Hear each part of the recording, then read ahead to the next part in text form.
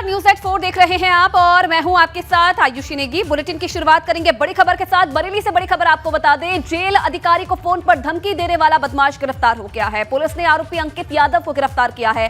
आरोपी पर पहले से 20 से ज्यादा केस दर्ज हैं। जेल में बंद हनी सिंह का बैरक बदलने को लेकर धमकी दी थी और हत्या के आरोप में बरेली जेल में बंद है हनी सिंह।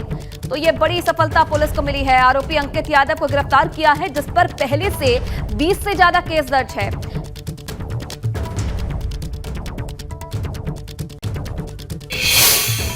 जो हमारी जिला कारागार है उसके जेल अधीक्षक को एक धमकी भरा फोन आया था। इसमें 29/12/2022 को एक मुकदमा 504 और 506 धारा अंतर्गत पंजीकृत किया गया था। इसमें एक टीम बनाई गई थी और इस टीम के द्वारा इस घटना का सफल अनावरण किया गया, जिसके द्वारा एक ज्ञात हुआ कि एक व्यक्ति है हनी सिंह यादव जो जिला कारागार में निरुद्ध है। उसी के 2 भाई हैं, 3 भाई हैं। उन्हीं में से उन तीनों के द्वारा ही फ़ोन करके जिला अधीक्षक जिला कारागार को ये धमकी भरा फ़ोन किया गया था। इसमें एक अभियुक्त की गिरफ्तारी करके उसको जेल भेजा गया, जो हमारी जिला कारागार है उसकी जेल। और अब खबर राजधानी लखनऊ से, जहां ओबीसी आरक्षण को लेकर बनी आयोग की पहली बैठक। 5 सदस्यीय टीम की थोड़ी देर बाद बैठक शुरू होगी। बैठक के बाद आयोग के अध्यक्ष मीडिया से बातचीत कर सकते हैं। आपको बता दें कि राम अवतार सिंह रिटायर्ड न्यायमूर्ति, ओबीसी आयोग के अध्यक्ष ही Chob Singh Verma, retired IAS Mahendra Kumar, retired IAS Santosh Kumar Vishwakarma और भूतपूर्व विधि परामर्शी ब्रिजेश कुमार सोनी, पूर्व अपर विधि परामर्शी को ओबीसी आयोग का सदस्य बनाया गया है। और चलिए शैलेश फिलहाल इस खबर पर और ज्यादा जानकारी के लिए हमारे साथ जुड़ रहे हैं। शैलेश, ये बैठक होने वाली है, आरक्षण के लिए बने आयोग की पहली बैठक है, क्या खास रहने वाला है आज इस बैठक में? देखिए, आज आयुषी आपको बता दें कि जो आयोग के अध्यक्ष हैं रिटायर्ड जस्टिस राम अवतार सिंह वो और उनके साथ में जो बाकी 4 सदस्य, ये सभी लोग लखनऊ पहुंचे। मुख्यमंत्री से भी इन लोगों ने मुलाकात की आज सुबह और उसके बाद वहां पर भी चर्चा हुई इस आयोग को लेकर कि इसके कामकाज और बाकी चीज़ों पर।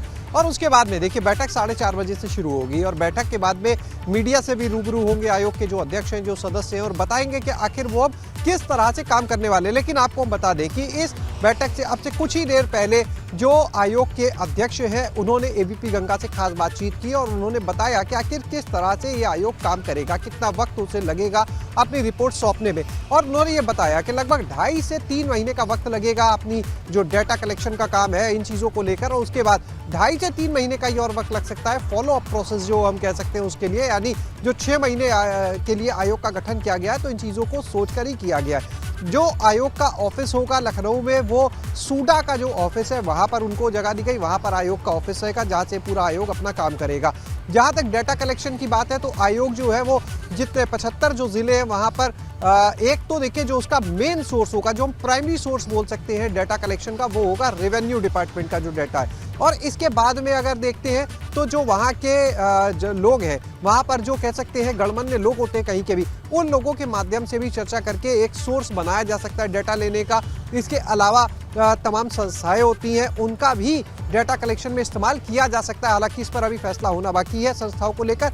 और जो बैठक आज की होगी 4:30 बजे से, उसमें इसी की रूपरेखा बनेगी, कैसे आयोग अपना काम करेगा, कब से पूरा काम शुरू कर देगा, क्योंकि देखिए जिलों से नोडल भी बनेंगे, उनको डेटा कलेक्ट करना होगा और कैसे जल्द से जल्द इस प्रक्रिया को पारदर्शी तरीके से किया जाए, इसके ऊपर आज मंथन किया जाएगा। और उसके बाद में जब बैठक हो जाएगी तो जो स्ट्रैटेजी बनेगी उसके बारे में मीडिया से बात की जाएगी। लेकिन जो चीज़ें हमने अभी बताई अपने दर्शकों को, जैसे कितना वक्त लगेगा, किस तरह से डेटा कलेक्शन होगा, सोर्स क्या होंगे, ये एक्सक्लूसिव बातचीत की है जो आयोग के अध्यक्ष उन्होंने एबीपी गंगा से, और बताया है कि किस तरह के फॉर्मेट पर आगे वो लोग काम करने वाले हैं। उन्होंने बताया कि आगे भी कुछ और बैठकें होंगी आज की बैठक के बाद, और लगातार अभी कुछ गवर्नमेंट की तरफ से देखिए डायरेक्टिव्स आएंगे, कुछ डायरेक्शंस आएंगे काम करने को लेकर, तो उनको लेकर आयोग अपना काम शुरू करेगा। बस कुछ ही देर का वक्त, कुछ ही देर और बाकी है, उसके बाद में ये बैठक शुरू हो जाएगी। जो आयोग के सदस्य हैं वो पहुंच चुके हैं समय कार्यालय में आयोग के, और वहां पर अब से कुछ देर में ये बैठक शुरू हो जाएगी और उसके बाद में एक रणनीति बनेगी इस पूरे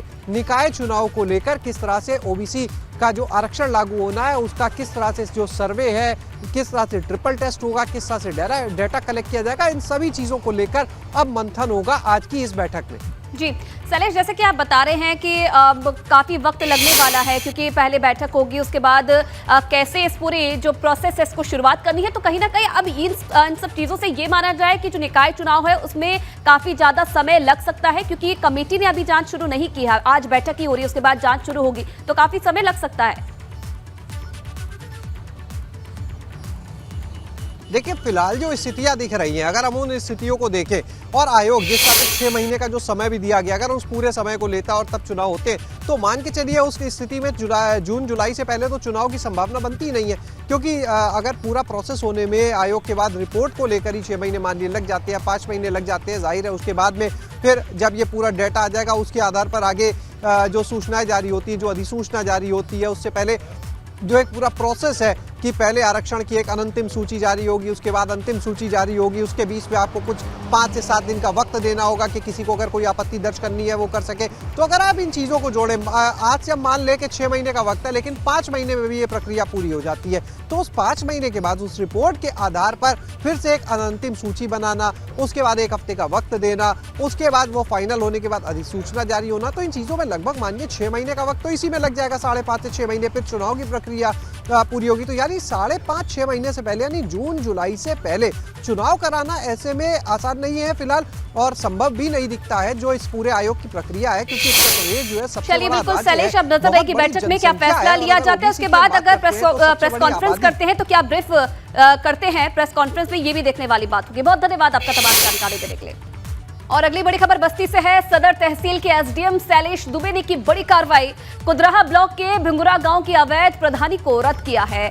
42 फर्जी वोट के आधार पर प्रधान को अवैध घोषित किया है। जांच के बाद खुलासा हुआ है 42 वोटर्स ने गांव में वोट दिया था। 1.5 साल तक जांच हुई, अब पीड़ित को न्याय मिला है। अनीता चौरसिया ने प्रधानी को चैलेंज किया था और प्रधान अंजू कुमारी के हाथ से प्रधानी गई। फिर से यहां पर चुनाव होगा। यूपी पंचायती राज अधिनियम 1947 के तहत ये बड़ी कार्रवाई हुई है।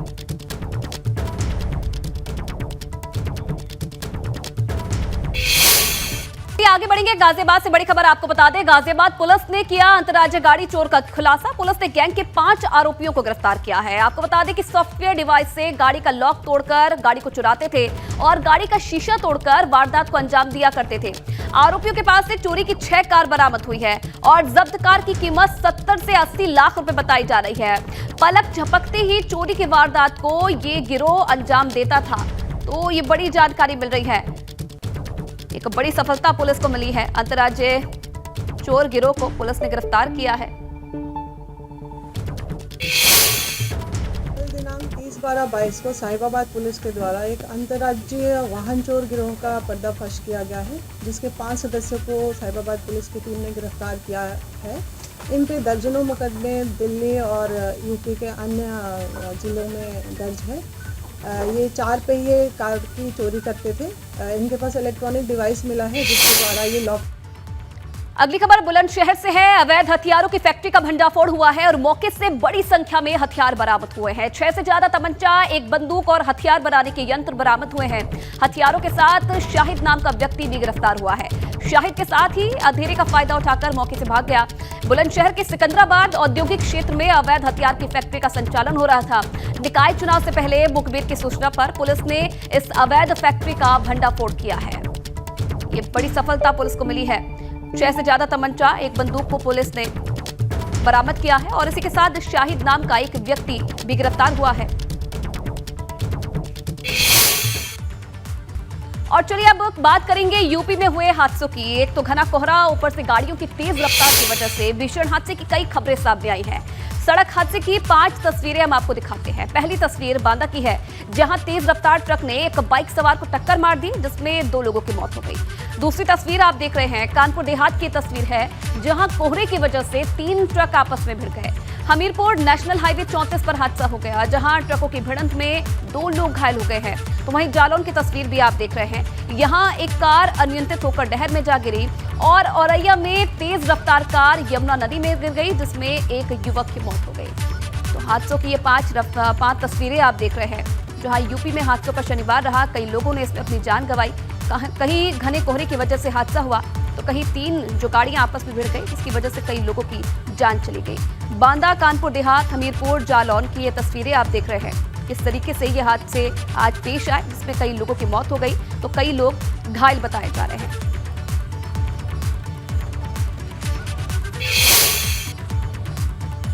वहीं औरैया में कार हादसा हुआ, जहां पूरी रात यहां रेस्क्यू ऑपरेशन चला। रात में एक युवक का शव मिला था, लेकिन कार में कितने लोग सवार थे इस बात की जानकारी अब तक नहीं लग पाई है।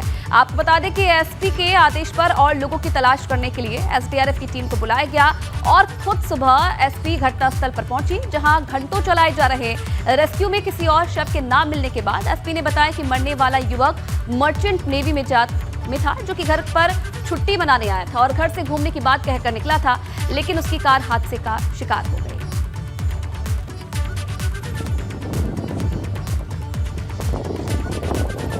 बेकाबू रफ्तार के कारण नदी में कार गिरी, जिसमें बताया जा रहा है कि मर्चेंट नेवी में जो युवक था वो इस कार में सवार था, घर में घूमने की बात कहकर निकला था।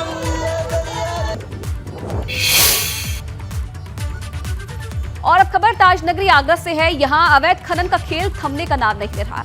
मामला थाना मनसुखपुरा इलाके का है, जहां अवैध खनन कर बालू से लदे ट्रैक्टर ट्रॉली पराटा भरते दिख रहे हैं। यही नहीं, पुलिस और खनन विभाग की ओर से कोई कार्रवाई नहीं होने से खनन माफियाओं के हौसले और भी बुलंद हो गए हैं। हैरानी की बात तो ये है कि आगरा कमिश्नरेट बनने के बावजूद भी अवैध खनन पर अब तक लगाम नहीं लग पाई है। उधर राजस्थान बॉर्डर से भी लगातार अवैध खनन करके चंबल की बालू लेकर ट्रैक्टर ट्रॉली यूपी में दाखिल हो रहे हैं, जिसका एक वीडियो गांव पापरी नागर में दिखा गया, जहां बालू से लदे ट्रैक्टर ट्रॉली पराटा भरते दिख रहे हैं। और ये वीडियो अब सोशल मीडिया पर भी वायरल हो रहा है। एबीपी गंगा के सवाल हैं कि किसकी शह पर ये अवैध खनन चल रहा है, क्यों इस पर कोई ध्यान नहीं दे रहा है। पुलिस और खनन विभाग कब एक्शन लेगा, क्योंकि लगातार ऐसे वीडियो सामने आ रहे हैं, बावजूद इसके अभी तक इन पर कोई एक्शन नहीं लिया गया। अवैध खनन का खेल बालू माफिया पर कब नकेल कसेगा प्रशासन, ये बड़े सवाल।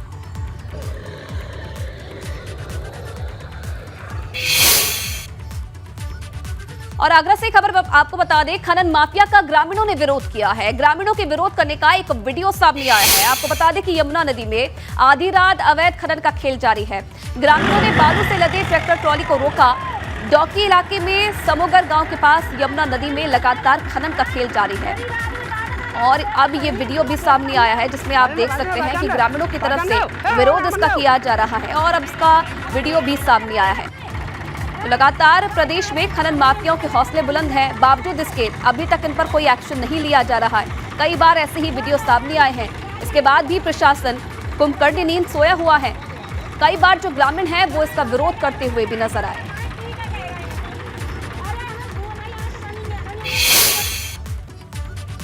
तो आगरा में अवैध खनन की खबर एबीपी गंगा लगातार आपको दिखा रहा है। अब चलिए आपको ग्राउंड जीरो से रिपोर्ट दिखाते हैं, जहां खनन माफिया बेखौफ होकर यमुना नदी में अवैध खनन कर रहे हैं। एबीपी गंगा की टीम आज सुबह थाना बमरौली कटारा के समोगर गांव पहुंची, जहां से अवैध खनन जोरों पर चल रहा है।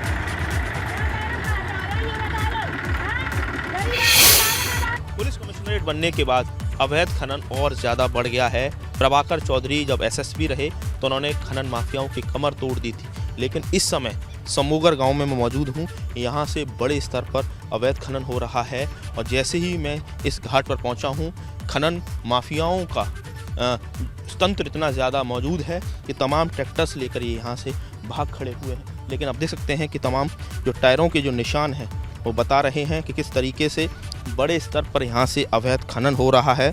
मुख्यमंत्री योगी आदित्यनाथ ने अवैध खनन को रोकने के लिए बाकायदा टास्क फोर्स गठित कर रखा हुआ है, लेकिन किस तरह से जो खनन माफिया हैं वो समोगर गांव के इस यमुना नदी घाट से दर्जनों ट्रैक्टरों का रेगुलर यहाँ से जो बालू का जो खनन हो रहा है वो यहाँ से आप तस्वीरों के जरिए देख सकते हैं किस तरह से हो रहा है। तमाम ट्रैक्टर्स यहाँ से होकर गुजरते हैं।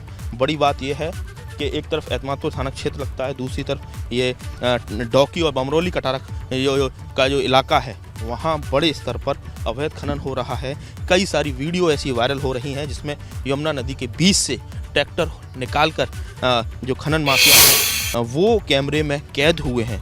सवाल यही उठता है कि जब अवैध खनन को रोकने के लिए एक टास्क फोर्स गठित किया गया है, जिसमें पुलिस की भूमिका है, खनन विभाग की भूमिका है, प्रशासन जॉइंट टास्क फोर्स आखिर वो कर क्या रहा है। और खनन माफियाओं के हौसले इस कदर तक बुलंद हैं कि आगरा में पिछले साल एक सिपाही तक की हत्या कर दी गई थी। कुछ दिन पहले सैया टोल पर बूम बैरियर तोड़ते हुए दर्जनों ट्रैक्टर निकले थे। इससे समझा जा सकता है कि खनन माफियाओं की हौसला अफजाई में कहीं ना कहीं प्रशासन की जो निष्क्रियता है और जो उनकी कुंभकर्णी नींद एक बड़ा कारण बनती हुई दिखाई दे रही है। और ये हाल तब है कि जब खनन को लेकर जीरो टॉलरेंस मुख्यमंत्री कार्यालय से है। मुख्यमंत्री के स्पष्ट निर्देश हैं किसी भी हाल में खनन माफिया अवैध तरीके से खनन न कर पाएं, किसी भी तरह से राजस्व की हानि न हो सके। आगरा से नितिन उपाध्याय, एबीपी। ये बड़ी खबर आपको बता दें, लखनऊ से ओबीसी आरक्षण को लेकर बनी आयोग की पहली बैठक आज होनी है। 5 सदस्यीय टीम की थोड़ी देर बाद जो बैठक है वो शुरू होगी और बैठक के बाद आयोग के अध्यक्ष मीडिया से भी बातचीत कर सकते हैं।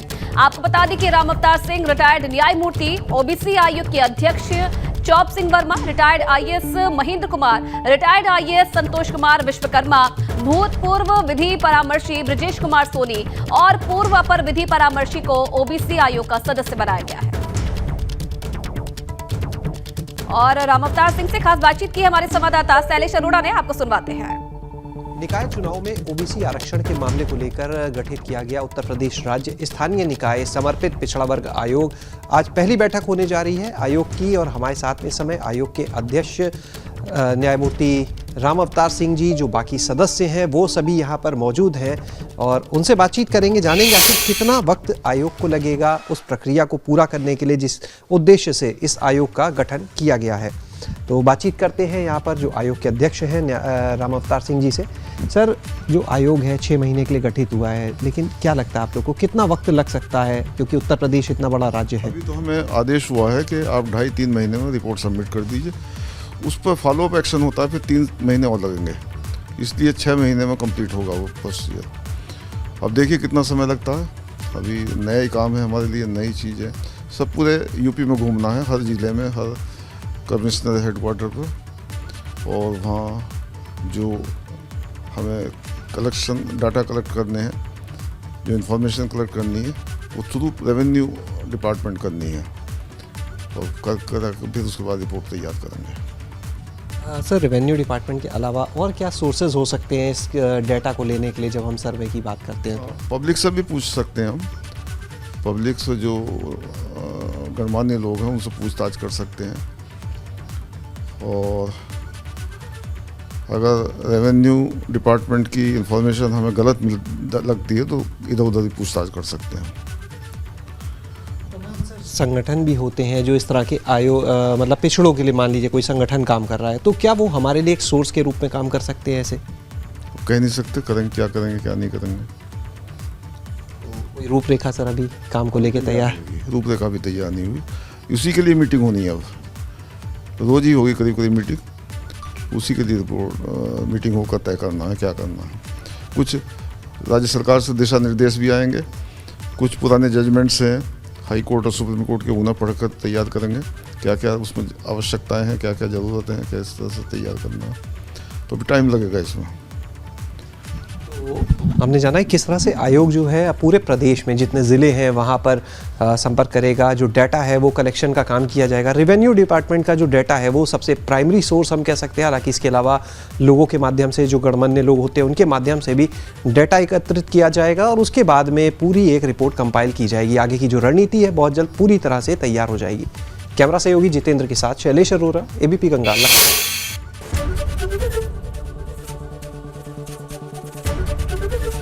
एबीपी गंगा, खबर आपकी, जुबान आपकी।